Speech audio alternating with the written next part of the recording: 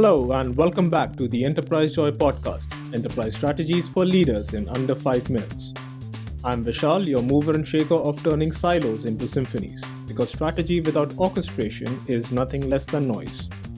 This week, we will tackle one of the most invisible yet expensive leadership challenges, silos. Now, contrary to beliefs, silos are not evil by design. They exist because focus is necessary. Finance needs expertise, engineering needs depth, risk needs independence, marketing has its own rhythms, but the problem starts when those silos stop talking.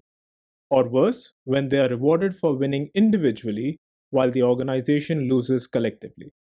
McKinsey's research shows that 75% of cross-functional initiatives stall not because of lack of skills, but because teams guard their turf.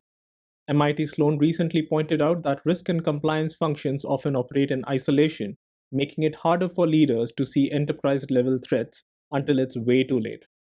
So what do we mean by orchestrating excellence across silos? Think an orchestra. Each section in an orchestra, whether be it the string instrumentalist or the brass instrumentalist or the percussionist, they are all brilliant in their own right. But unless there's a music score, a conductor, a shared tempo, all you hear is chaos. Leadership's job is to write the score and hold the tempo, so individual brilliance adds up to a collective performance. Harvard's Heidi Gardner and Ivan Matviak studied collaboration across professional firms and found that misaligned incentives were the number one barrier for collective success. If we measure teams on local wins like cost savings for procurement, feature velocity for engineering, revenue growth for sales, we actually penalize collaboration. The fix is a shared scorecard. Blend individual delivery into enterprise goals, so helping other teams succeed is a part of the job. Now, if we move away from incentives to structure, Conway's law tells us that our product reflects the way teams communicate. There are studies that show that organizations with loosely coupled autonomous teams, supported by fast feedback loops and generative culture, deliver better software and outperform peers on business outcomes. In short, if your teams can't collaborate, neither can your product. And of course, there's a human side to it all. Google's Project Aristotle, perhaps the most cited team effectiveness study of the last decade, has found that psychological safety is the single biggest predictor of high performance. If people feel unsafe to flag bottlenecks or push back unrealistic asks, then the silos grow deeper. The Center of Creative Leadership adds another reality check, where while 86% of senior executives agree that boundary spanning is critical, only 7% believe they are doing it well. And that's the orchestration gap. The good news is that leaders who get this right don't just connect functions, they rewrite culture.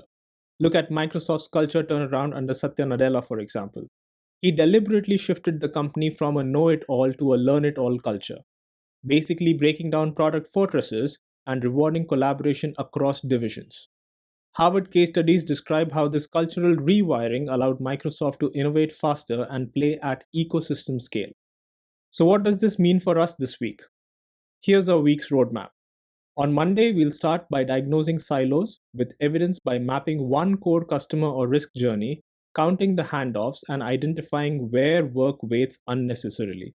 We'll see exactly where speed is lost.